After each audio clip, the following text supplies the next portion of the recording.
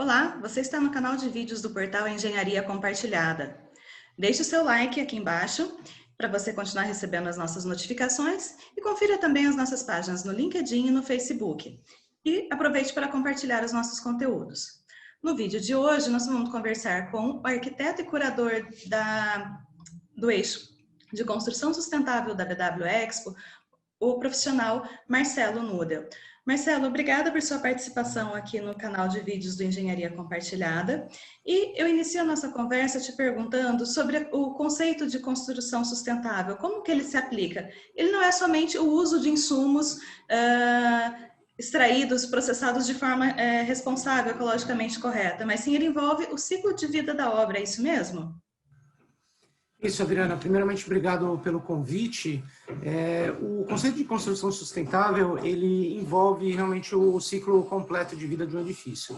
Começando desde a extração da matéria-prima dos materiais, da concepção do projeto arquitetônico, a volumetria, a orientação solar desse projeto para culminar em operação num edifício com melhor eficiência energética, melhor conforto ambiental. Então, toda essa concepção, seleção do terreno, seleção dos materiais, né? Passando aí numa segunda etapa, após o projeto inteligente, a construção com redução de impactos ambientais. Então, durante a obra, aí sim você tem toda uma preocupação para reduzir resíduos da obra e toda a série de impactos ambientais, erosão de solo, contaminação do solo, né? Até a operação dos edifícios, né? A operação dos edifícios é a que mais causa impactos ambientais. Disse que cerca de 80% dos impactos ambientais que os edifícios causam, né, ou que a construção civil causa, está na operação desses edifícios. Então, quando você faz um projeto eficiente, inteligente, você possibilita com que a operação desse edifício seja mais eficiente, né? Obviamente existem alguns ajustes finos nessa operação, o usuário tem que estar consciente também de uma operação, de um uso mais sustentável desse imóvel, né? Mas se você consegue projetar bem, você vai ter uma redução de impactos ambientais durante a operação. Mas o ciclo de vida não termina aí na operação, né? O ciclo de vida, hoje em dia a gente chama de cradle to cradle, que é o berço ao berço. Antigamente a gente chamava de cradle to... Me fugiu agora a palavra, na verdade. Do berço ao berço, antigamente a gente chamava de cradle to... nossa, me desculpa, não lembro agora. Talvez você queira editar essa parte. Depois, no final, a gente retoma aí, se você lembrar o termo. Hoje em dia se fala em... Tá, vamos lá. Hoje em dia se fala em ciclo de vida do berço ao berço, quer dizer, no nascedouro do projeto até o fim da sua vida. Então, após a ocupação, né, você tem uma possibilidade de demolição, depois que a vida útil desse edifício já terminou. Então, como é que você faz essa demolição de forma a não gerar resíduos, né, de forma a aproveitar, reaproveitar esses resíduos dessa construção que já teve a sua vida útil finalizada, ou então uma requalificação desse edifício, né, um retrofit, como se diz. Então, o ciclo de vida ele não vai só do berço ao túmulo, né? From cradle to grave, como antigamente se achava. Que era isso. Hoje ele vai exatamente, from cradle to cradle. É do berço ao berço novamente. Como é que esse edifício consegue entrar no circuito novamente? E aí você tem um ciclo de vida completo do edifício. E aí a gente pensa também na questão até da economia da operação, né, Marcelo? Porque aí você tem a redução de consumo de energia, de desperdício de água, você tem uma operação mais eficiente também para os usuários, né? Sim, é fundamental que a operação seja eficiente, né? Então, o projetista, o incorporador, a construtora, eles têm o poder de entregar um produto imobiliário, um edifício, um empreendimento que tem a condição de ser operado de forma sustentável. Mas a operação depende do usuário, né? Nada adianta você equipar, por exemplo, um edifício com lâmpadas eficientes, com um sistema de ar-condicionado eficiente, se o usuário deixar tudo aceso. Aí deixa a janela aberta com o ar-condicionado ligado, por exemplo. Exatamente, exatamente. Então, a sustentabilidade passa pelo uso e operação. Isso depende do ocupante dos edifícios também, né? E como que essa perspectiva de construção sustentável, ela se faz presente na arquitetura, considerando que essa é a sua área de formação? Perfeito. A arquitetura tem um poder muito grande na questão da sustentabilidade. Ela olha basicamente as principais áreas que causam impacto ambiental. Então, quando você fala de eficiência energética, por exemplo, que é sim uma das grandes áreas que causam impacto ambiental, só para você ter uma ideia, a construção civil, os três principais causadores de impactos ambientais de edifícios são consumo energético, consumo de água e a energia incorporada nos materiais. Já vou explicar o que é isso. O projeto de arquitetura, ele influencia demais dois desses itens, né, que é o consumo energético e a energia incorporada nos materiais. Basicamente, quando você começa um projeto de arquitetura, você, como eu falei anteriormente, você tem que pensar na implantação desse projeto, como ele vai se comportar em relação ao clima, né, qual a orientação solar, quanto de radiação ele vai receber, quanto de luz natural ele vai receber, e tudo isso depende do projeto de arquitetura. Agora, a questão da escolha dos materiais também influencia. Vai influenciar o conforto térmico, a eficiência energética, mas também a energia incorporada nos materiais desse edifício. O que é a energia incorporada nos materiais?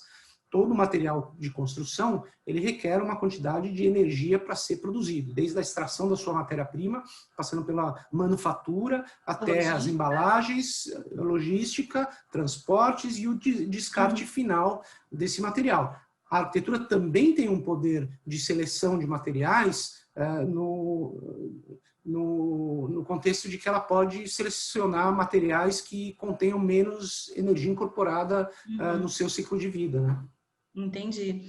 E desde o início aí de 2020, você está atuando como curador da BW Expo no núcleo Construção Sustentável, né, como nós comentamos. O que já passou aí de debates nessa pauta? O que as pessoas podem esperar aí, quem acessar o conteúdo da BW que vai ficar disponível na internet? O que vocês ainda têm para apresentar? Bom, perfeito. Ao longo desse último ano, a gente produziu alguns debates, algumas palestras. No site da BW tem uma palestra que eu dei sobre certificações para Green Buildings, né? Como é que você consegue... Na verdade, eu apresento um pouco o panorama da evolução das certificações de Green Building, que são mecanismos que asseguram ao incorporador, ao usuário final, um nível mínimo de qualidade ambiental, né, de redução de impactos ambientais. São verificações de terceira parte, com instituições idôneas que atestam que o seu edifício é mais sustentável do que edifícios convencionais. Então, eu recomendo o pessoal que está assistindo a ver essa palestra que está no canal do YouTube da BW. Além disso, a gente tem uma série de conteúdos no site da BW, alguns vídeos que eu produzi também, e artigos, muitos deles falando sobre certificações, mas alguns outros falando também sobre conforto ambiental, que é algo que está tão em voga hoje no nosso mercado, principalmente por conta da norma de desempenho, que é a NBR 15575, que é aplicada a edifícios residenciais. Então, depois que entrou em vigor a norma, quer dizer, mais recente, essa norma é de 2013, mas mais recentemente os incorporadores começaram a perceber que isso é importante e o conforto ambiental entrou em pauta na produção de edifícios aqui no Brasil. Então, no canal da BW eu também tenho algum material falando sobre esse assunto. Excelente. E avaliando o mercado brasileiro, quando a gente pensa aí na construção sustentável, como está esse processo no Brasil e quais são os principais gargalos em relação aí a outros países? Perfeito. Eu acho que a grande problemática do Brasil, e por isso que a gente ainda não avançou tanto quanto outros países, é a questão da legislação, né?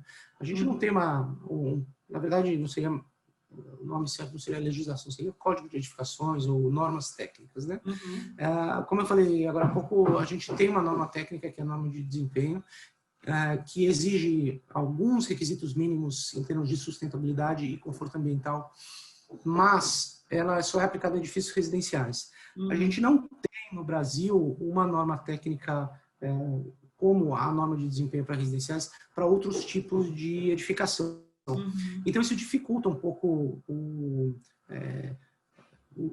processo de abordagem frente aos incorporadores e aos proprietários. Porque se não é exigido em nenhuma normativa, em nenhum código obrigatório, o pessoal acaba não fazendo, né? Acaba deixando de lado.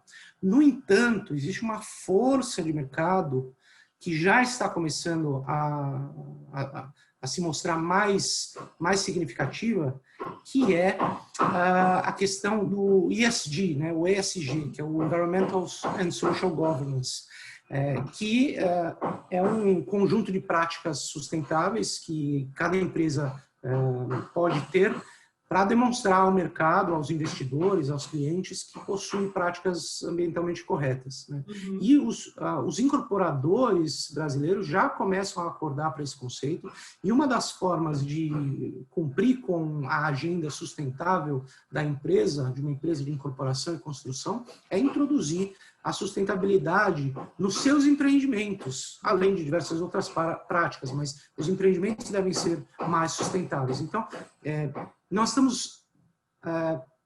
não estamos muito avançados por conta de falta de normativas, porém o mercado está se autorregulando para que isso avance. A gente está muito aquém de países em desenvolvimento, né? Eu morei na Austrália por 6 anos, trabalhei com isso lá, numa empresa multinacional, e eles têm um clima, na maioria das vezes, muito próximo ao nosso. Eles estão muito mais avançados, obviamente também são países de primeiro mundo. Também trabalhei em projetos nos Estados Unidos, na Espanha. A gente tem muito mesmo a evoluir, mas esse processo já está em curso. E isso é uma excelente notícia para o nosso mercado. Nossa, com certeza, e para o meio ambiente também. Sem dúvida. E para encerrar nossa conversa, Marcelo, quem quiser entender mais sobre a sua atuação, a atuação da sua empresa aí no segmento de construção sustentável, onde as pessoas podem se informar? Perfeito. Antes de mencionar isso, eu preciso mencionar que eu acabei não falando a grade de programação, as palestras que vão acontecer no Núcleo de Construções Sustentáveis. Eu vou dar uma palestra, e essa palestra vai ser sobre, na verdade eu estou chamando ela de construções sustentáveis. A conta não fecha. Ninguém paga por isso. Será mesmo? Então, na verdade, eu faço um questionamento desses 2 grandes mitos, né? A conta não fecha, ou seja, é muito caro, e que ninguém valoriza, que ninguém quer pagar mais por isso. Então, basicamente, não é uma palestra técnica, é uma palestra que eu procuro trazer um pouquinho da minha vivência de mercado. Já são 15 anos trabalhando com construções sustentáveis. Desses 15 anos, são 10 anos trabalhando aqui no Brasil com isso, né?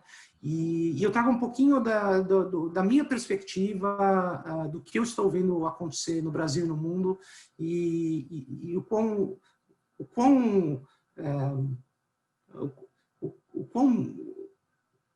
desculpa, eu perdi a palavra aqui. Conta fecha, Marcelo? E o quão não, estou tentando encontrar uma palavra aqui.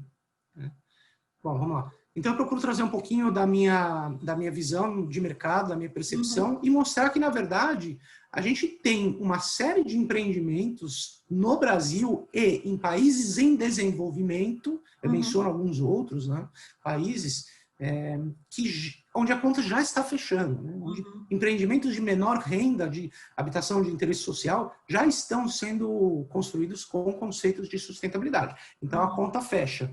Né? E ninguém paga mais por isso, né? Existe sim se você consegue demonstrar que um empreendimento sustentável economiza o dinheiro do usuário durante a operação, eventualmente ele pode pagar mais por isso na aquisição desse bem, porque ele sabe que no médio e longo prazo ele vai economizar. Que é mais ou menos quando a gente vai comprar um carro, a gente gosta de saber qual é a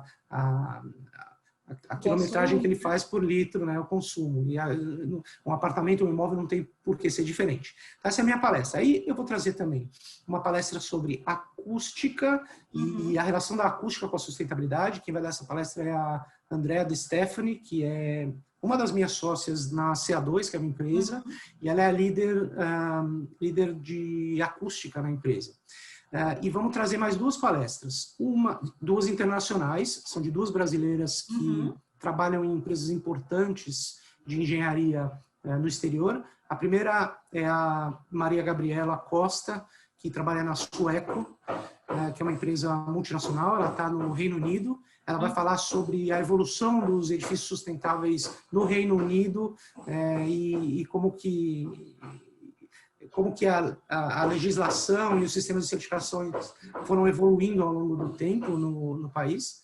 E também a Paula Longato, que trabalha no escritório Burrow Rappold, que é um excelente escritório multinacional também de engenharia. Ela é do escritório de Berlim e ela vai trazer o conceito de luminotécnica e luz natural aplicado à sustentabilidade. Tá? Então, recomendo muito vocês assistirem esses vídeos, né? Essas palestras. Excelente. Agora, respondendo a tua pergunta, a CA2 Consultores é a minha empresa, é uma empresa de projetos de consultoria multidisciplinar, onde a gente trabalha com as disciplinas de sustentabilidade, conforto ambiental, acústica e luminotécnica, tá? E a gente oferece aí o serviço para grandes empreendimentos, para grandes incorporadores e proprietários de edifícios. E eu queria também convidar todo mundo a conhecer o meu canal no YouTube, que é o Consultoria com Marcelo Nudel. Lá no meu canal eu tenho vídeos sobre sustentabilidade e conforto ambiental. Eu explico de forma bastante didática alguns conceitos sobre esses assuntos e que parecem bichos de sete cabeças, mas na verdade não são. São conteúdos mais para arquitetos, engenheiros? Qual que é o seu público? É um conteúdo para arquitetos e engenheiros, sem dúvida, mas curiosamente eu tenho atraído a atenção de não técnicos, né, de leigos no assunto. Né? Mas basicamente a razão pela qual eu criei esse canal foi porque eu percebo que existe uma lacuna muito grande nesses conhecimentos dos profissionais de engenharia e arquitetura. Tanto que a minha frase, quando eu abro um vídeo e peço o pessoal para se inscrever, eu sempre falo, se você concorda que conhecimentos básicos em arquitetura sustentável e conforto ambiental são os requisitos básicos para qualquer engenheiro e arquiteto da atualidade, não deixa de se inscrever no canal. Então, é nisso que eu acredito. Eu acho que são conceitos que hoje em dia todo arquiteto e engenheiro precisa ter, pelo menos o básico, para conseguir dialogar nesse novo mercado que valoriza já a sustentabilidade e o conforto ambiental. Excelente, Marcelo. Muito obrigada por sua participação aqui no canal de vídeos de Engenharia Compartilhada. Reforça aí o pedido para você também, Marcelo, nos seguir, dê o seu like depois no nosso canal, acompanhe também as nossas redes sociais, seguindo no Facebook e no Instagram. Obrigada, Marcelo. A gente se vê na BW. Obrigado, Adriana. Um abraço.